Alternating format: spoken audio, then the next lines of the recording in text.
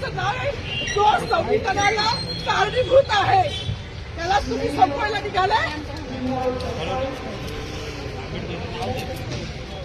पालकमंत्र्यांची फार मोठी चूक आहे मॅडम, माफी मागणार नाही, पण पालकमंत्र्यांनी सुपत्रात घ्यावी.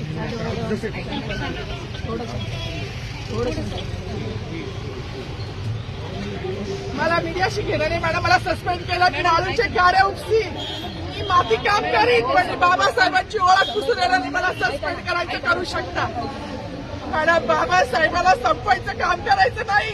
26 जानेवारी 15 ऑगस्ट मध्ये मी नाही मानत, पण लोकशाही मॅडम तुम्ही सुद्धा संविधानामुळे आहात, पालकमंत्री सुद्धा पालकमंत्री संविधानामुळे आहे. कोणताही जातीभेद नाही, सगळी समानता त्यांनी दिली आहे. बाबासाहेबांचं नाव आता तरी भाषणात येईल, मग तरी भाषणात येईल. ज्या लोक संविधानाला लोकशाहीला कारणीभूत नाही त्यांची नावं वारंवार घेतली गेली, मग जो संविधानाला कारणीभूत आहे तो प्रजासत्ताक दिनाचा जो मानकरी आहे त्याचं नाव भाषणात का नाही.